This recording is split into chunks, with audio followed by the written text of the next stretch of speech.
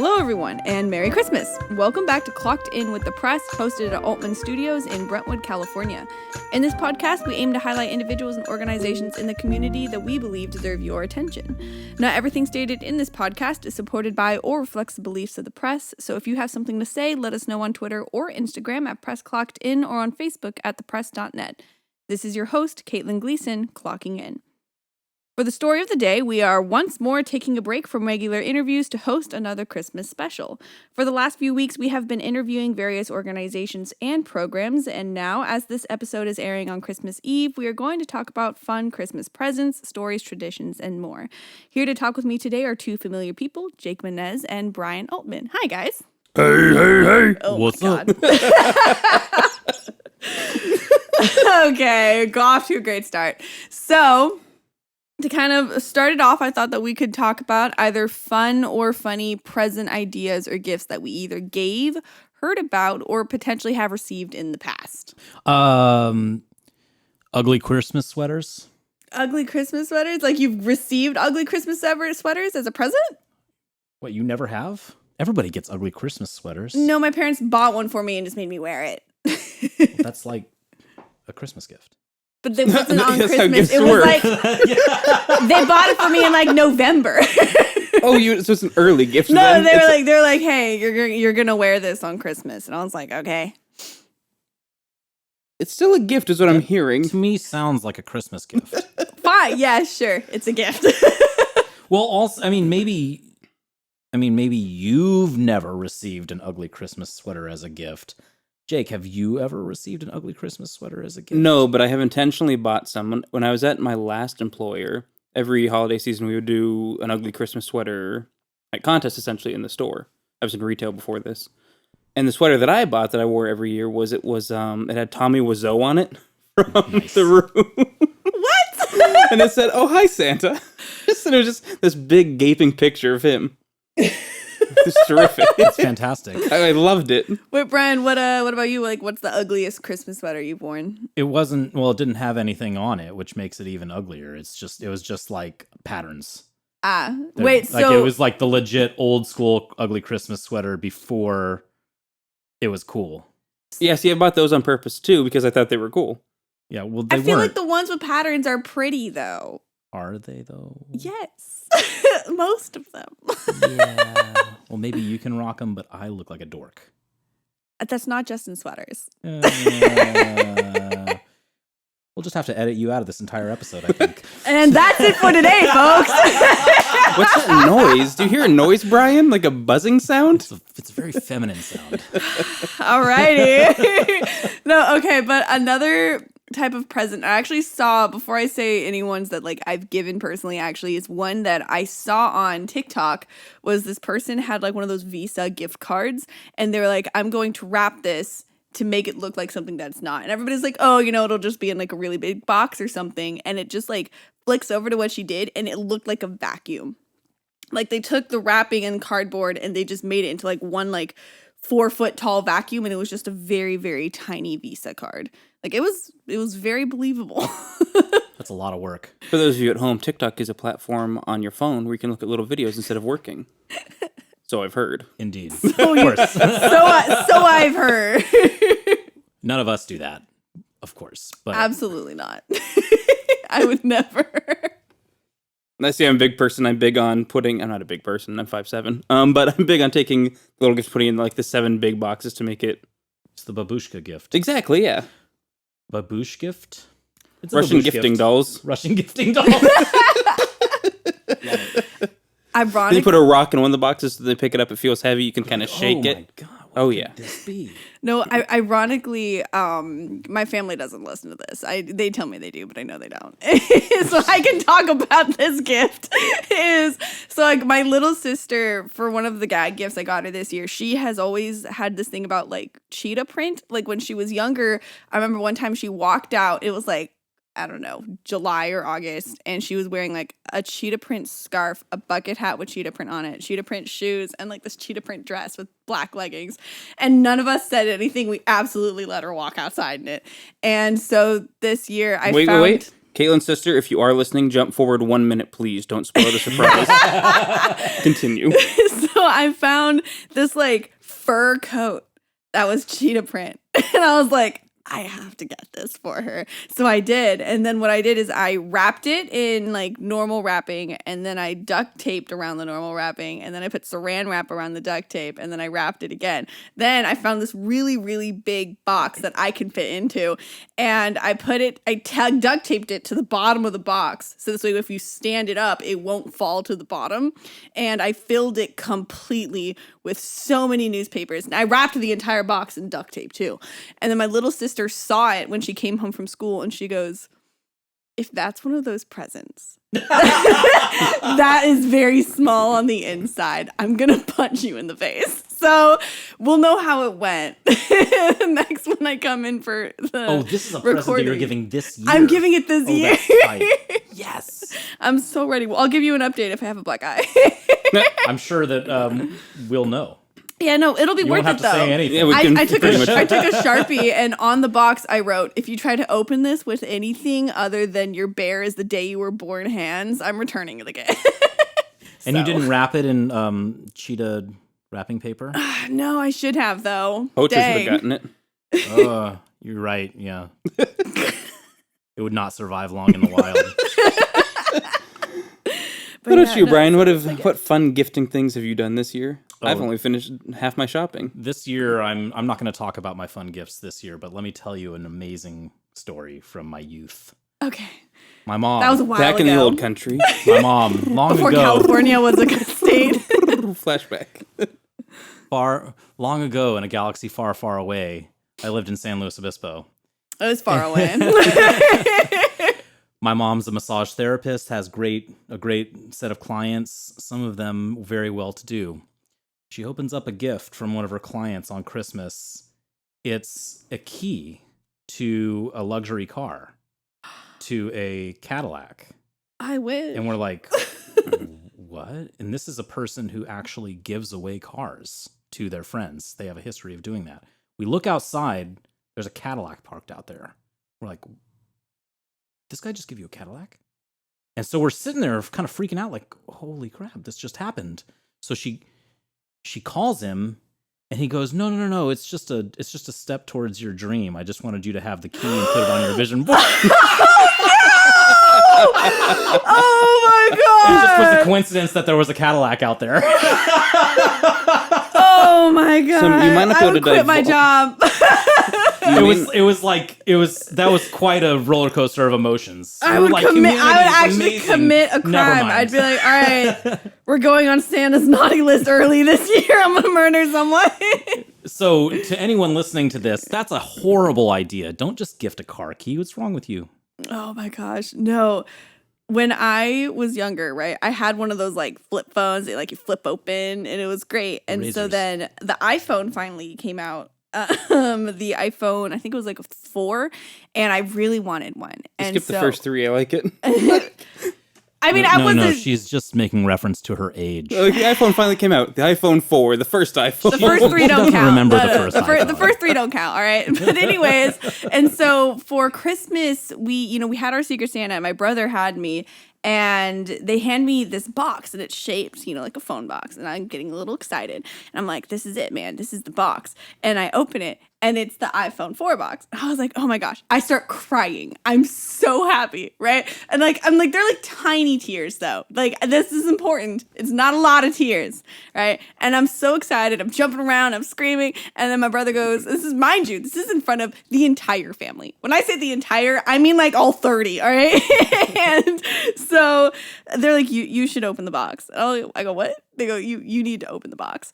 I open it, and there's a $5 Starbucks gift card. And I actually start crying. Like, I just sat there sobbing, and they're like, we're sorry. And they hand me the actual phone. So it all worked out at the end, but they really let me suffer there for a solid 10 minutes. It was rough.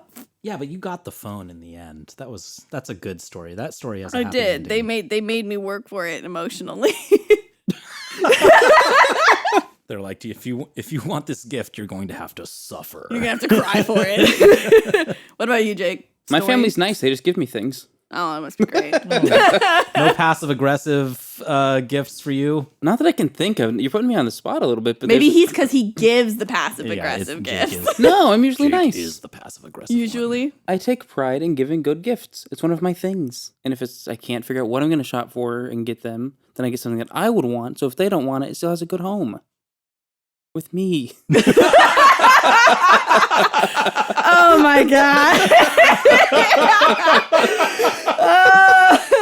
You're just like buying people clothes in the wrong size because you think it would look nice on you. Why my sister doesn't want a men's leather jacket is beyond me. All right, but let's talk a little bit about traditions. Do you guys have any traditions on Christmas that you guys kind of either had as a kid or you have now? So my family does have this one tradition where every year on Christmas morning. Okay, let me go back a little bit. So before that, my family will usually To get the land before time? No. It's, earlier in December usually. My family usually will drive a little bit.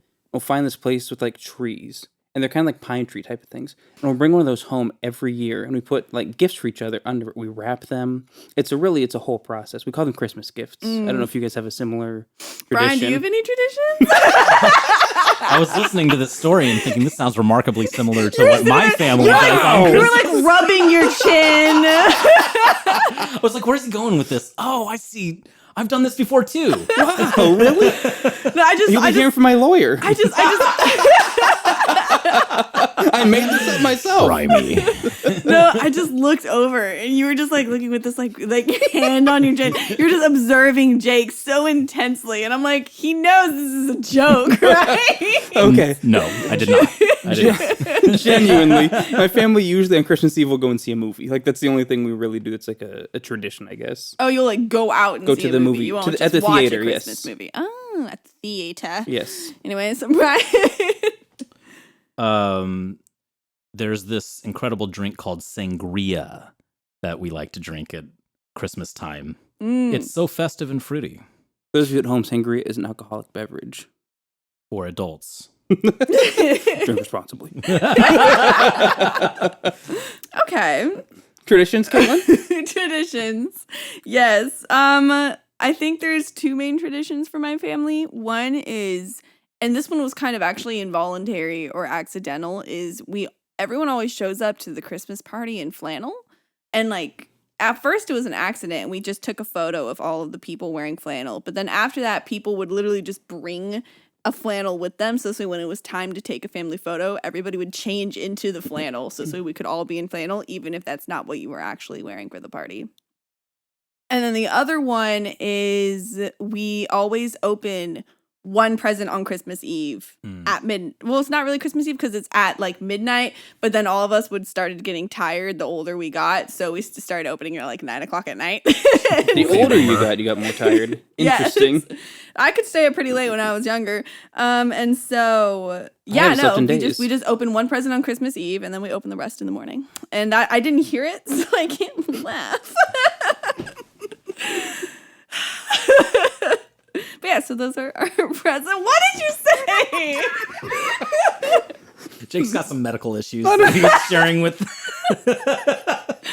I'll just have to listen to it later, I guess. Exactly. Little treat for you. Make sure you're listening to the podcast. No, I'm going to have to listen to this to approve it. I'm going to be like, that part, cut it out. Kaitlyn, What? it was nothing unbecoming. What was it? Jake's a man of respect. Integrity and honor, and a snappy dresser to boot. I'm still waiting to hear something factual here. Look at those We're shoes. cutting this, right? Look at those shoes. Look at these. He's worn them the last several times I've seen him. He wears them Podcasting. every day. That's courage. Podcasting is famously a visual medium. They know what we're talking about.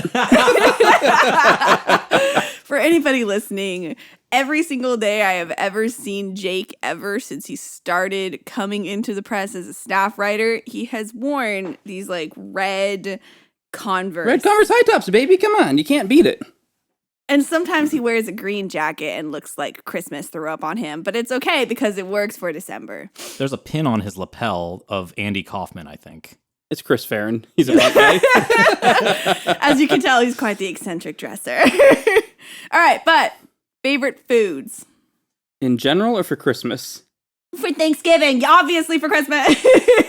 I really impartial to chestnuts roasting on an open fire. While Jack Frost is nipping at your nose. That's his favorite food, is to come to find out. I believe I've already mentioned the sangria. That's not food. Yeah. You're right. It is if you have enough of it. If you make it with real fruit. Does it count if you're drinking it? You can't drink a fruit. You have to chew it. It's a food at that point.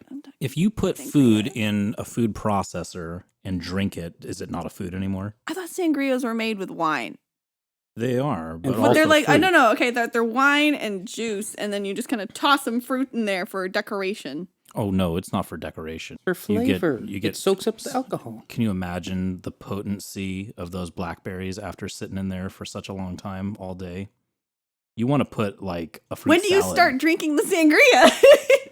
Whenever we want. Is it at 9 in the morning? It's Christmas. I'm not working or driving. Just holding a glass. Merry Christmas. Yes. Okay. Jake, favorite Christmas food? Look, if it's seasonal, I'm there. Candy canes, peppermint bark, donuts, anything with red or green on them. Donuts aren't seasonal. Okay. Donuts with like little Christmas tree sprinkles on them. Donut. Perhaps a red frosting. Stop him from making his point. We're cutting that line, I hope. Eggnog, both varieties. Hot You chocolate. need to acknowledge. You're done. You're done. It's the damnedest thing. Brian's out of the episode. Somehow this episode's just become Jake. It's just Jake. Welcome back to Jake Lists Food. It's just like 7 minutes of Jake talking to himself with no response. No background context Only at all. 7 minutes. All right, so you just kind of listed a bunch of stuff. Okay, that's cool. Oh, sugar plums. I have visions of those usually dancing around my head. Sugar plums are an actual thing? Yes, they're plums covered in sugar. That's where the It could fairies not come be from. more self-explanatory.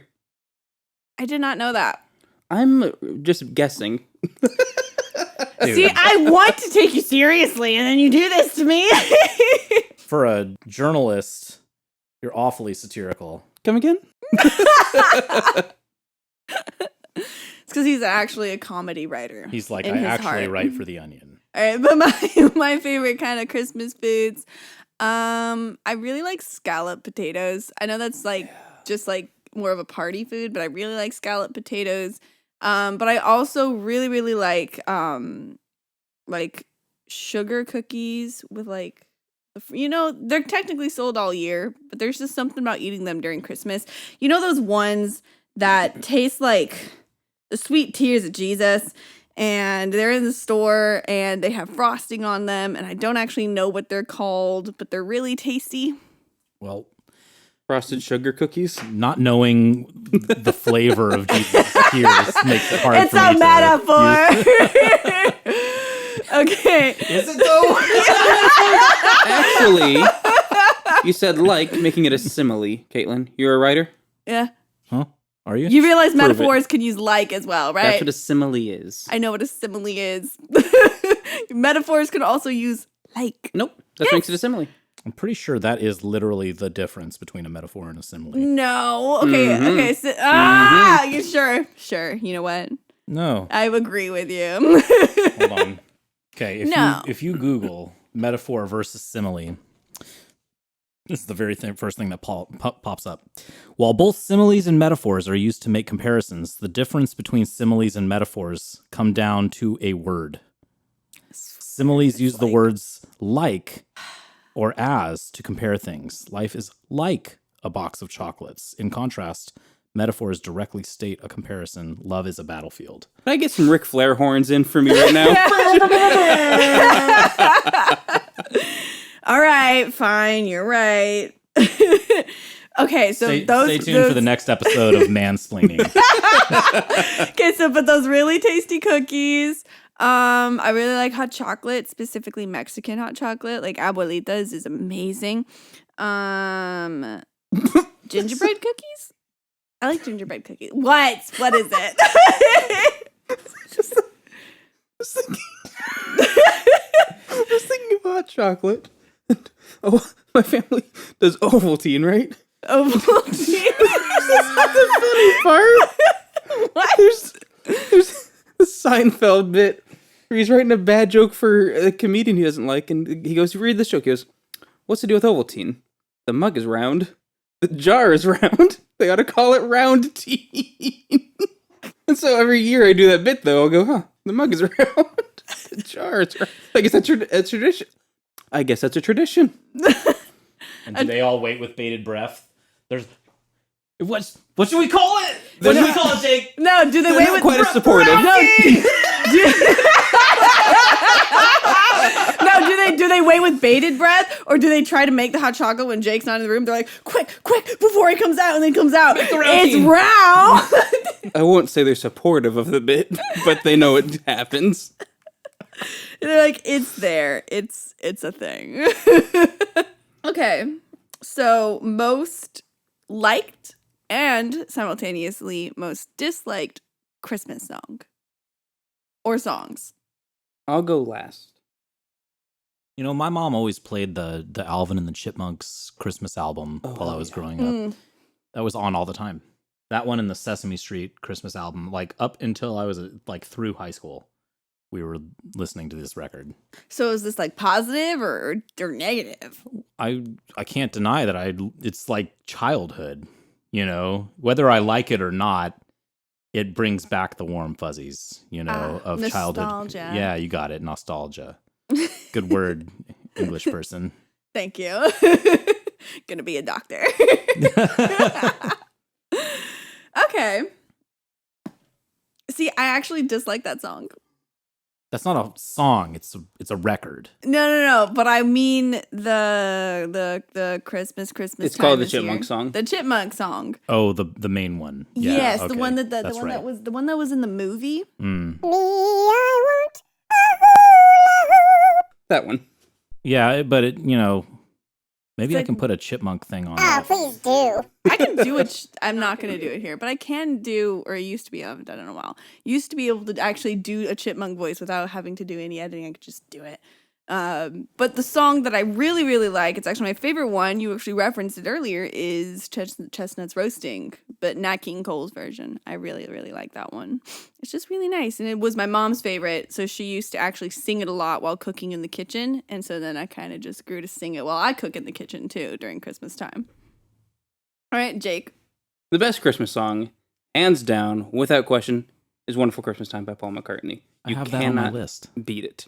If I'm giving you a top three off the top of my head without even thinking twice, Wonderful Christmas Time, the Chipmunk song by Alvin and the Chipmunks, and then the version of White Christmas that's not Bing Crosby, it's the version from Home Alone that's sung by the Drifters. You cannot beat any of those. I also like NSYNC's Happy Holidays. Anything that's from the Now That's What I Call Christmas commercial, love it. What I don't like, Pentatonics. You don't like Pentatonics? What? Dude! Not a fan. Most of my Christmas playlist is Pentatonics. Bro. Acapella, come on. Fire. There's only 5 of them, and they do all that cool stuff. 5 of them and not a single one learned an instrument. Oh. It's because their voices aren't instruments.